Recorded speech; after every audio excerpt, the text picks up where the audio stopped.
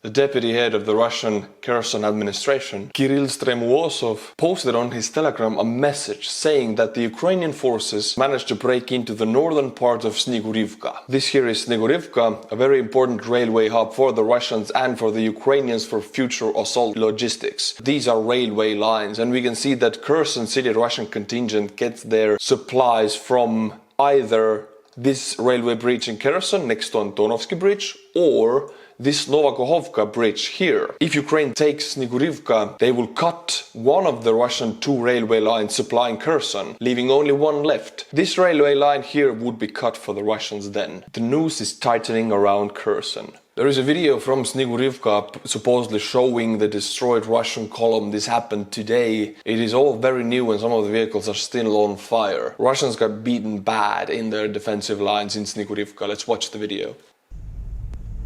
Несколько единиц. Видишь, место открытое. Попали, да? Да. Вот сколько. Где-то попало. А, это град.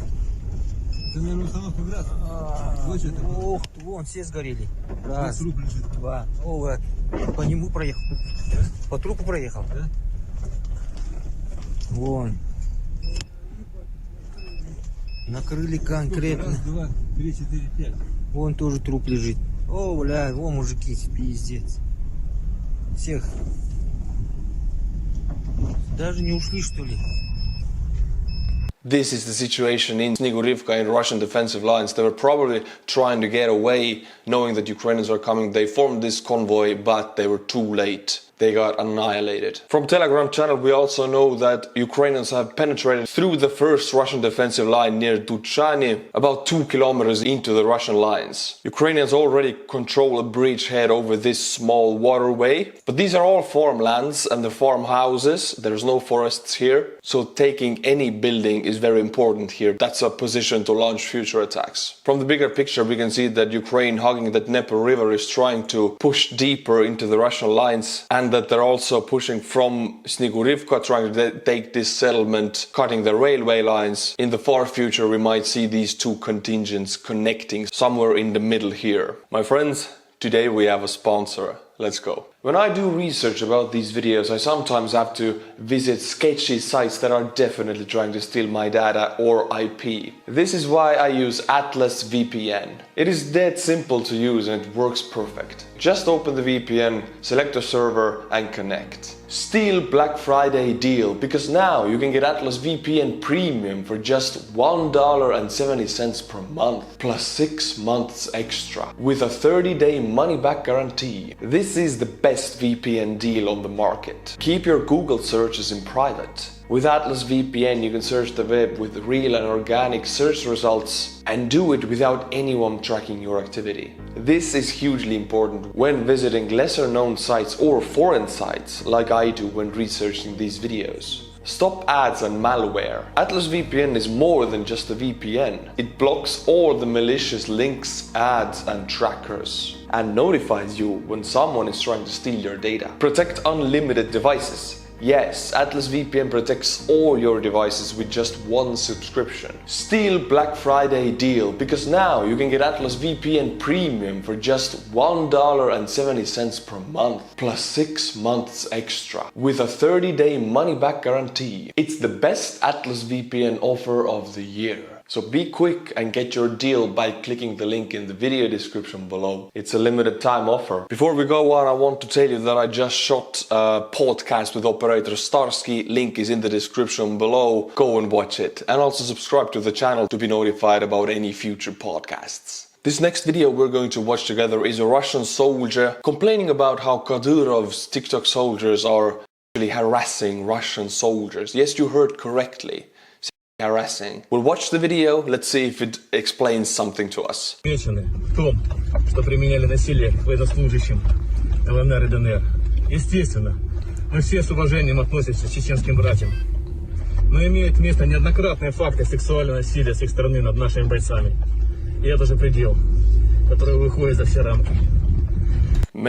Assaults against Russian soldiers from Chechen fighters. It is weird because in Chechnya, about 2 years ago, Kadyrov declared like a war on gay people, and they actually prosecuted and bullied a lot of gay people. He made a huge thing out of it. publicly stating that he will cleanse Chechnya from gay people. If this is going on in the front lines, I think Kadyrov himself will find this as a very negative surprise.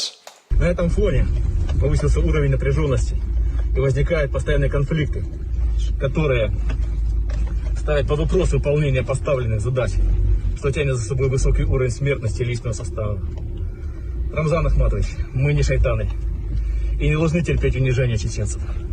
Рамзан Ахматович, если вы реально хотите внести вклад в нашу победу, прошу уделить этому вопросу внимание и принять соответствующие меры. He's turning to Ramzan Kadyrov, personally asking him to take responsibility for the sexual assault. This is a very weird situation. Supposedly, according to Ramzan Kadyrov, there are no gay people in Chechnya. There are plenty of Russian men who refuse to fight in Ukraine. I mean, men already mobilized and sent to Ukraine, but refuse to fight if given order. Don't get me wrong, these men are not against the war, they're not pro-Ukraine, they're pro-Russia. I mean, if they would be in the Russian comfy homes, they would be all for this war. They don't want to fight because they're starving, they're underfed, you know, they don't have ammunition and supplies, they're tired, they don't like their superiors, all of these reasons. But we will watch a video now that will tell us what superiors will do to these men who refuse to fight. Он мне позвонил и сказал, что их заставляют идти на штурм вражеских позиций. Он говорит, я для себя осознал, что я никогда не смогу убить человека. 12 числа написал рапорт, а перед тем, как написать, замполит 5-й роты у них там в ДНР, где он находится, сказал, если вы, ребята, будете что-то писать, мы вас расстреляем и закинем в общую яму, а родственникам напишем, что вы без вести пропали. So the superiors told their men who were forcefully mobilized into the Donetsk People's Republican Army that if you guys write any complaint letters or write somewhere into Russia or write to Putin or Kadyrov, whatever, we'll throw you into a common grave and tell you when missing. And they can do it because nobody can check. There's nobody checking this and there's nobody to care. They have full control over their men to do whatever they want. Вот, получается, мой муж и еще 14 человек. Он мне позвонил и сказал, Лен, меня, возможно, сегодня расстреляют. Наши же расстреляют. Полностью морально подавленные люди, их поломали просто психически, психологически. И их увезли, закинули в подвал неподалеку от передовой. Были сначала их 8 человек, сейчас на данный момент уже 21 человек. What they do is they put these men away from other men so they wouldn't, you know, affect them, talk to them. They put them away, isolate them. In some instances they might shoot them or torture them, but they punish them. These men don't want to fight and they will be punished for it. This is a very sad and grim reality for Russian men. But I find it hard to feel compassionate about them because I'm not naive anymore to believe that these men are anti-war. I've seen interviews with these guys before they're captured. These guys are pro-war, they just don't like their superiors or they don't like the fact that they're starving. They have nothing against this war. We have one more video to watch, my friends, and in this one we have a bunch of Russian POWs telling their story of how their commanders and superiors left them to be used as cannon fodder to go into the meat grinder. Командование бросает. Мы военнослужащие 9-го полка, бросили на убой. По трое суток не ели, не пили, жили в окопах и мокро. Никакой информации, телефоны все связь с семьей вообще отсутствует. Ничего нельзя сказать. Парни делают, свои же обстреляли. Сидели трое суток, блядь, по нам шмаляли, свои. Это говорим как есть. Без вранья, именно глазами, которые мы увидели здесь, а не которые нам в уши суд там и себя. Даже месяца нету, что мобилизовал. Уже куда-то отправили, непонятно куда. На передовую. Что пиздешь? Кидают сразу на передок. И просто как мясо.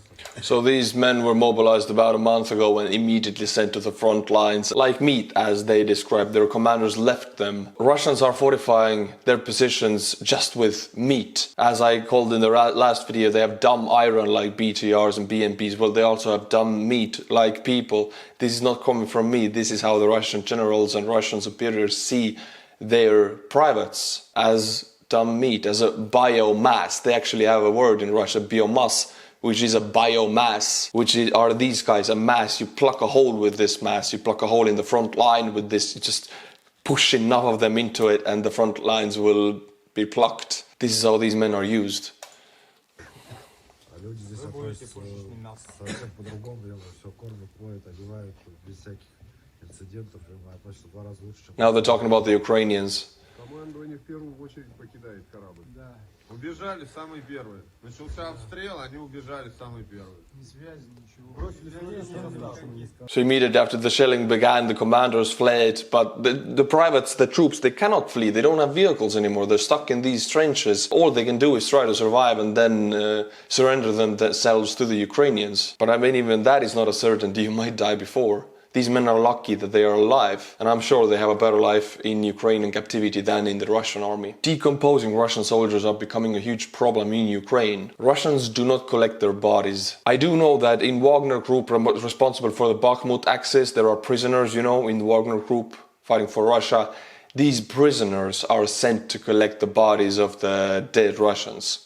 But this is a suicide task, of course, and as much as they can get back, they do, but most of them don't come back at all. So that's the only way I've heard Russians do collect bodies. They send prisoners to do it under Ukrainian fire. There is, of course, a reason for it, because if you send these prisoners, they're biomass. Of course, Ukrainians will shoot them, and then you will see Ukrainians firing positions. You can fire back. So they are a way to lure out the Ukrainian positions. Decomposing human bodies rot, like they smell so horribly, and this smell is carried by the wind. That is an issue around front lines. They reek. Ramzan Kadyrov, the leader of Chechnya, is frustrated that people are not taking his call for holy war in Ukraine seriously. Why are people not volunteering their kids? He doesn't get it. From the luxury of his home, he says that he wants to die in this war. If you listen to him in this video, he's mumbling and stuttering and repeating himself. He obviously looks high or drunk, intoxicated. This speech was supposed to rally people behind his cause and sacrifice their kids for this war. I mean, a drunk, intoxicated man calling you to sacrifice your children? I don't think so. I wonder what substances the dictator of Chechnya uses to get high. This is the webpage of the federal government of Germany, and we can see here the list of German given aid to Ukraine. I want to guide your attention to this because we all know Germany is to blame for the EU's addiction of Russian fossil fuels, but I think this list is pretty good. So I want to give some credit to Germany for this list. Of course, they could do more. 30 MREP vehicles, 18 jammers, drones, bridge systems, 200 tents and 195 generators. This is a thing people are not really interested in. Oh, tents and generators. They're very important. I mean, we all know Ukrainians have their mobile phones. The troops, the privates in the front line have their mobile phones with them. They call their relatives with these phones. These phones need to be charged. Of course, it would be perfect if they wouldn't have these phones, you know, for the Russians not to pinpoint their locations. And I know all of the military personnel saying that this is a thing that should not happen. They shouldn't have these phones bulked together in one place. The Russians will know about these cellular hotspots and do artillery missions on them. Well, that's how it is in Ukraine. 80,000 trousers, winter jackets. Well, this is very important here because winter is coming. It's actually here. It is getting colder and colder. You don't need snow to freeze to death. You don't even need freezing temperatures to freeze to death. So we have Canada and Germany giving winter jackets to Ukraine. This is already better than Russian troops are doing. They don't have anything. And this list is very, very long. Germany being the richest country in EU, they could give more, but I like what I'm seeing here. I hope this continues. My friends, thank you for watching the video. Thank you for staying with me. If you like what I do, then the Patreon link is in the description below. Also, I've already shot a podcast with Ryan Forrest, or Gendered Commando. He's a former United Kingdom Special Forces. And also I just did a podcast with Operator Starsky, who is active duty in Ukraine right now. Link is in the description below. Channel is called Artur Rehi Podcast. Go and subscribe to it to be notified about future podcasts. Also, my Instagram is in the description below if you want to know what I do in my personal life. Instagram is the best way to follow me. Thanks for watching, and until my next video, Slava Ukraini.